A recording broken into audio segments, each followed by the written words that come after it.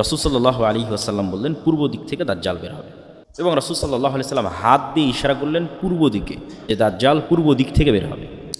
Medina থেকে সরাসরি পূর্ব দিকে যদি রেখা টানা হয়, তাহলে যেই উপসাগরকে কেন্দ্র করে এখন যুদ্ধ চলতেছে সেই উপসাগর পড়ে আর কি, মানে সৌদি আরবের সীমানা যদি আমরা বাদ দিয়ে দিই, যে সৌদি আরবের সীমানার পরে আমরা পূর্ব দিকে মদিনা থেকে একটা রেখা টানতেছি, কোথায় গিয়ে থাকে, তাহলে সৌদি সীমানা শেষ হলে প্রথমে সাগর পড়বে, পারস্য উপসাগর, তারপরে ইরান পড়বে, তারপরে এইভাবে সামনের দিকে যেতে থাকবে পূর্ব দিক।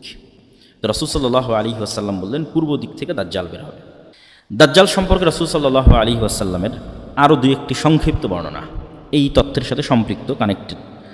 দাজ্জাল যে 40 দিন পৃথিবীতে ঘুরবে, এই 40 দিনের প্রথম দিন হবে 1 বছরের সমান, এই 40 দিনের দ্বিতীয় দিন হবে 1 মাসের সমান, এই 40 দিনের তৃতীয় দিন হবে 1 সপ্তাহের সমান, এবং এই 40 দিনের বাকি 37 দিন হবে স্বাভাবিক দিনের সমান। রাসূল সাল্লাল্লাহু জিজ্ঞেস করে আল্লাহ নবী, সে এত দ্রুত কীভাবে 40 দিনে সমগ্র পৃথিবী সফর করবে, তার গতি কেমন হবে? তো আল্লাহ নবী বলেন কাল গাইসি ইস্তাদবারাতহুর রিহ, আকাশে যে তোমরা মেঘ দেখো, এই মেঘ যখন চলে, এই মেঘ চলার যে গতি, সেই গতি হবে।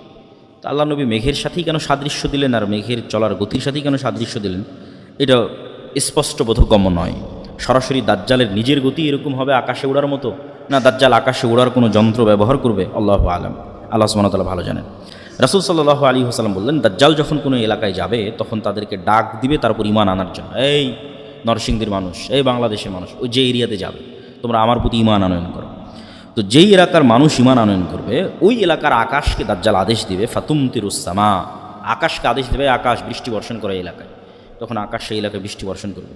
জমিনকে আদেশ দিবে দাজ্জাল যে ফসল উৎপাদন করো, ফাতুমবিত, তখন সেখানে ফসল উৎপাদন হবে, আর ওই অঞ্চলের মানুষ টাকা পয়সা ধন দৌলত খাবার দাবারে পরিপূর্ণ হয়ে যাবে তাদের।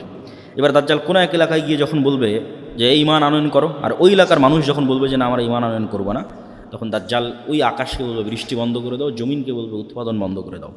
ওই এলাকা থেকে দাজ্জাল যখন চলে যাবে, তখন সেটা দুর্ভিক্ষে পরিণত হয়ে যাবে।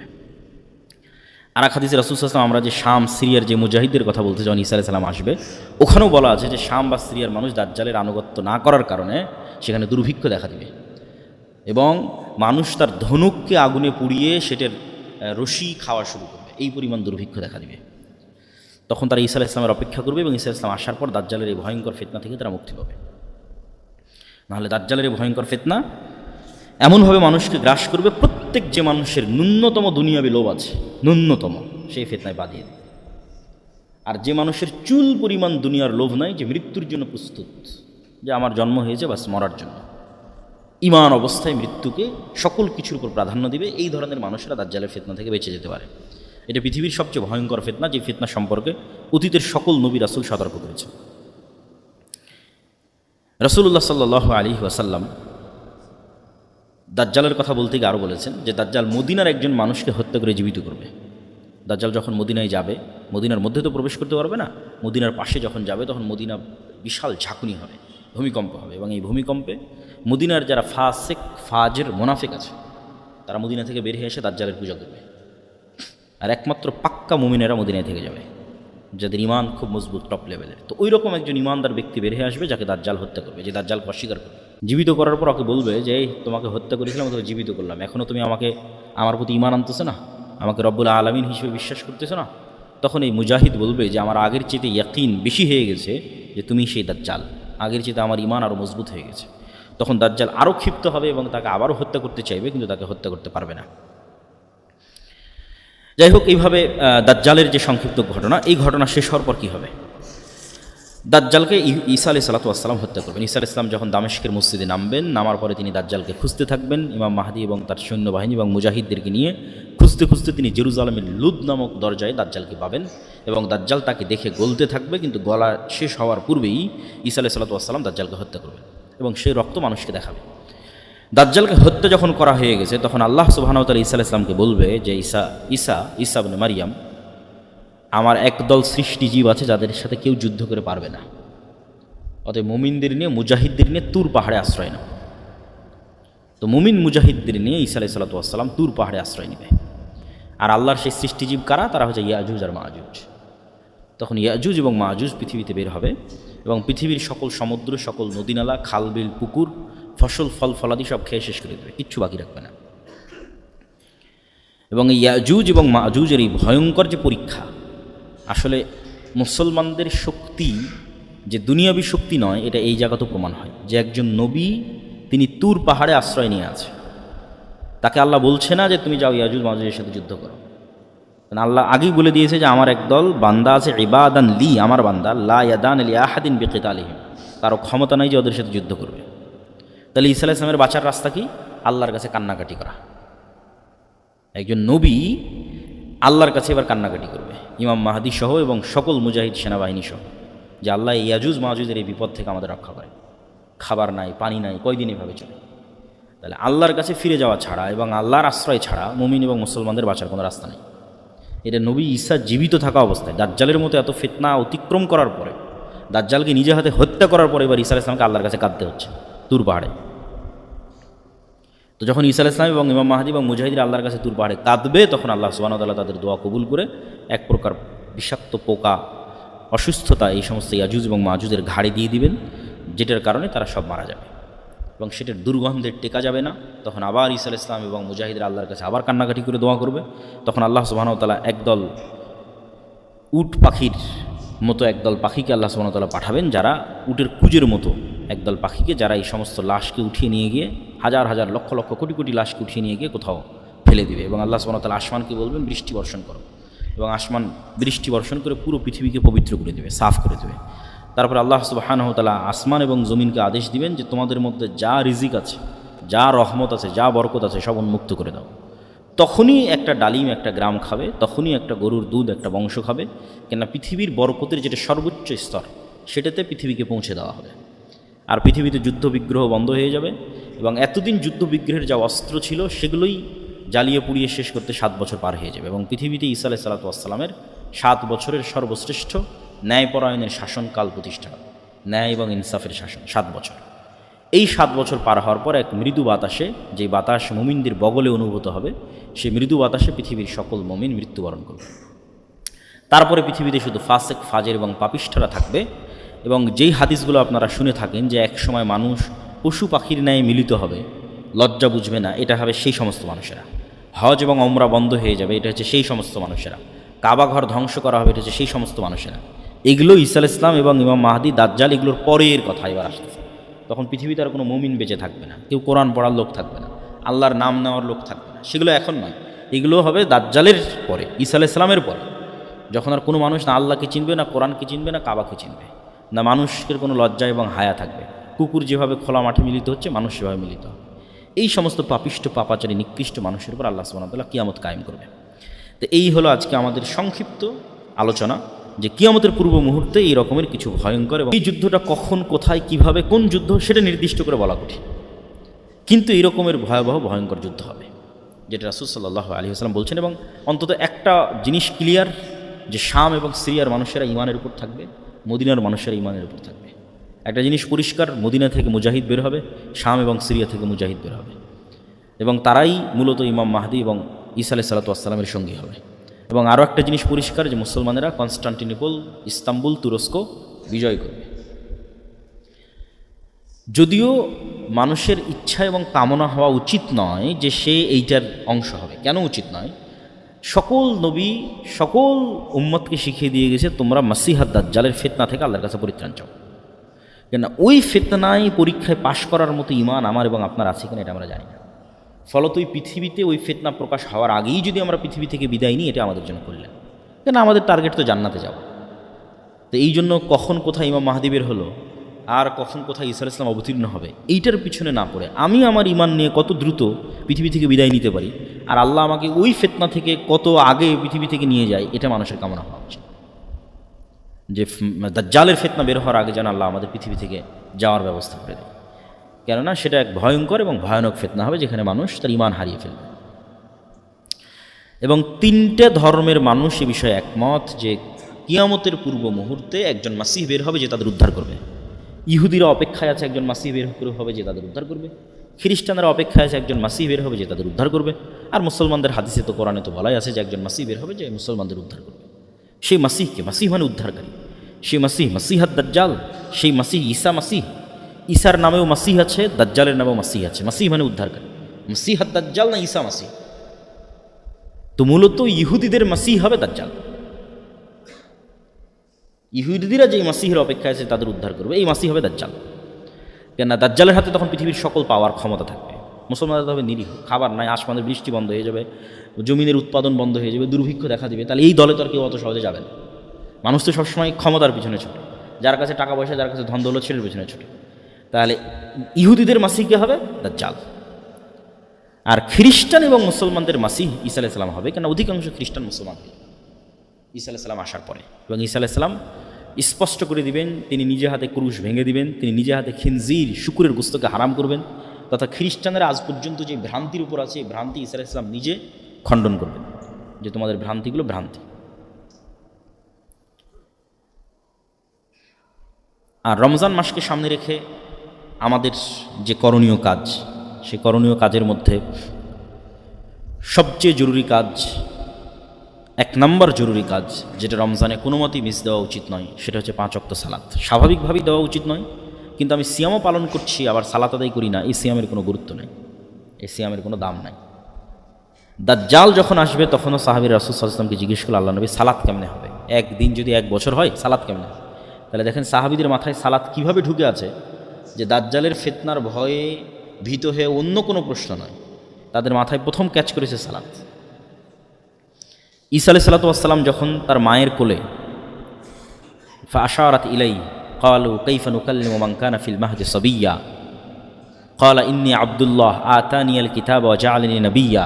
ঈসা আলাইহিস সালাম বললেন মায়ের কোল থেকে যে আমি আব্দুল্লাহ, আল্লাহর বান্দা, আল্লাহ আমাকে নবী করেছে। ওয়া জাআলানি মুবারাকান আইনামা কুনতু, আর আমি যেখানেই থাকি না কেন আমি বরকতময়। ওয়া আওসানি বিস-সালাতি ওয়াজ যাকাতি মা দুমতু হাইয়্যা, আর আমার আল্লাহ আমাকে আদেশ দিয়েছে যেন আমি মরা পর্যন্ত সালাত আর যাকাত, সালাত আদায় করে আর যাকাত দিই। কোরআনের আয়াত। যে ঈসা আলাইহিস সালাম যখন ছোট্ট শিশু, তখন উনি মায়ের কোল থেকে বলতেছেন যে আল্লাহ তাকে আদেশ দিয়েছে যেন তুমি সালাত আদায় করো, এবং আল্লাহ তাকে আদেশ যেন তুমি যাকাত দাও। সালাত কত গুরুত্বপূর্ণ হতে পারে। ইব্রাহিম আলাইহিস সালাতু ওয়াস সালাম তার কওমের জন্য, তার পরবর্তী প্রজন্মের জন্য যে কয়েকটা দোয়া করেছে, তার মধ্যে 2টা দোয়া সবচেয়ে গুরুত্বপূর্ণ। রব্বি জাআল হাযাল বালাদা আমিনা ওয়াজনুবনি ওয়া বানিয়া আন না'বুদাল আসনাম। আল্লাহ এই যে শহর, মক্কা শহর, এটাকে নিরাপদ করে দেন কিয়ামত পর্যন্ত, আর আমার পরবর্তী প্রজন্ম যেন ভুলেও মূর্তি পূজক না হয়। তাহলে মূর্তি পূজা কতটা শিরক, কতটা ভয়ঙ্কর খারাপ জিনিস, যে ঈসা আলাইহিস সালাম তার পরবর্তী প্রজন্ম জন্য যে গুরুত্বপূর্ণ দোয়াটা করতেছেন, সেখানে তিনি জায়গা দিচ্ছেন যেন তার পরবর্তী প্রজন্ম মূর্তি পূজক না হয়, মানে শিরক না। আর আরেকটা কি দোয়া করছেন? রব্বি জাআলনি মুকিমাস সালাহ ওয়া মিন যুররিয়াতি, আল্লাহ আমি যেন সালাত আদায়কারী হই, আর আমার পরবর্তী প্রজন্ম যেন সালাত আদায়কারী হয়, আমার পরবর্তী প্রজন্ম যেন বেনামাজি না হয়। তাহলে মুসলমানের জন্য পৃথিবী থেকে বিদায় নেওয়া এমতো অবস্থায় যে সে বেনামাজি, এমতো অবস্থায় যে সে কোরআন জানে না, কোরআন পড়ে না, বিনা সালাত বিনা কোরআনে মুসলমানের পৃথিবী থেকে বিদায় নেওয়া উচিত নয়। 2টা জরুরি জিনিস মুসলমানকে নিশ্চিত করতেই হবে তার হায়াত থাকা পর্যন্ত। 1, সে সালাত আদায়কারী হবে, 2, সে কোরআন পড়া জানবে এবং কোরআন পাঠকারী হবে। তাহলে রমজান মাসের 1 নম্বর জরুরি কাজ 5 ওয়াক্ত সালাত, 2 নম্বর জরুরি কাজ কোরআন। মুসা আলাইহিস সালাতু ওয়াস সালামের কওমকে যখন তাওরাত দেওয়া হলো, তোরাহ বলে ইহুদিরা উচ্চারণ করে, যে তোরাহ, যখন তাওরাত দেওয়া হলো, তখন এই তাওরাত যেন তারা মানে, এই জন্য তুর পাহাড়, যে তুর পাহাড়ে ঈসা আলাইহিস সালাম আশ্রয় নেবে, যে তুর পাহাড়ে এই মুসা আলাইহিস সালাম ইবাদত করেছেন 40 রাত, আল্লাহর আরবাঈনা ওয়া ইদ ওয়া'আদনা মুসা 40 লাইলা, 40 রাত ইবাদত করেছেন মুসা আলাইহিস সালাম তুর পাহাড়ে। এই তুর পাহাড়কে আল্লাহ ইহুদিদের মাথার উপর তুলে ধরেছে, তুলে ধরে বলছে হয় তাওরাত মানার ওয়াদা কর, না হলে পাহাড় ছেড়ে দিয়ে এখনই হত্যা করে দিলাম, এখনই ধ্বংস করে দিলাম। তখন বানু ইসরাঈল বলছে ঠিক আছে, আমরা তাওরাত এবং তাওরাতে যা আছে এটা মানব। তো প্রত্যেক উম্মতের উপর যে গজব এসেছে, সে গজব আসার কারণ হচ্ছে ওই উম্মতের উপর পাঠানো কিতাবকে না মানা। তাওরাত যদি না মানে তো পাহাড় ছেড়ে দিয়ে আল্লাহ ধ্বংস করে দেবে। তাহলে উম্মতে মুহাম্মাদির উপর গজব আসবে যদি তারা কোরআনকে অবহেলা করে। আর উম্মতে মুহাম্মাদির উপর গজব নূহ আলাইহিস সালামের কওমের মতো বন্যার আকারে হবে না, লূত আলাইহিস সালামের কওমের মতো শহর উল্টিয়ে দেওয়া হবে না, আদ সামুদের মতো বিকট আওয়াজ বা ঝড়ো বাতাসে পরিপূর্ণ ধ্বংস হবে না। তাহলে উম্মতে মুহাম্মাদির উপর গজব কি? উম্মতে মুহাম্মাদি যদি কোরআন অবহেলা করে, বা আমি গজবে আছি কিনা এজ এ উম্মতে মুহাম্মাদি, সেটা আমি বুঝবো কীভাবে? সেটা হচ্ছে আমাদের উপর ভিন্ন জাতিকে আল্লাহ চাপিয়ে দেবে। আরাকানের রোহিঙ্গা, আর চায়নার উইঘুর, আর ফিলিস্তিন, আর বাংলাদেশ, আর যেখানে ভিন্ন জাতিকে তাদের উপর চাপিয়ে দেবে, এটা গজব। এটা হলো উম্মতে মুহাম্মাদির গজবের ধরন। উম্মতে মুহাম্মাদির গজব বন্যা নয়, ভূমিকম্প নয়, শহর উল্টিয়ে দেওয়া নয়, আকাশ থেকে অগ্নিবৃষ্টি নয়, বিকট আওয়াজ নয়। উম্মতে মুহাম্মাদির গজব হচ্ছে ইহুদি, খ্রিস্টান, হিন্দুরা এদেরকে কুচুকাটা করবে, যখন দেখবেন করতেছে তখন বুঝবেন গজব। যেমন হালাকু খা চেঙ্গিস খা যখন বাগদাদে গিয়ে লক্ষ লক্ষ মানুষকে জবাই করেছে বাগদাদে, বুঝতে হবে এটা গজব। কেন এই গজব আসতেছে? কোরআনকে অবমূল্যায়ন করার কারণে। ইন্নাল্লাহ ইয়ারফাউ বিহাযাল কিতাবি আকওয়ামান ওয়া ইয়াদউ বিহি আখারিন। কোরআন এবং এই উম্মতের শক্তি সামর্থ্য দাঁড়িপাল্লায় সমান সমান। আমার এবং আপনার বাড়িতে, আমার এবং আপনার সমাজে কোরআনের মূল্য যেই মানে থাকবে, পৃথিবীতে এই উম্মতের ক্ষমতা দাপট শক্তি সেই লেভেলে থাকবে। কোরআন আমাদের বাড়িতে, আমাদের ঘরে যেই নিম্ন লেভেলে থাকবে, পৃথিবীতে উম্মতে মুহাম্মাদের অবস্থা সেই নিম্ন লেভেলে থাকবে। এটা রাসূল সাল্লাল্লাহু আলাইহি ওয়াসাল্লামের হাদিসের আমি অনুবাদ করতেছি যে তাহলে আমার এবং আপনার পৃথিবীর উন্নতি নির্ভর করতেছে কোরআন পড়া, মানা, বুঝা এবং শিখার উপর।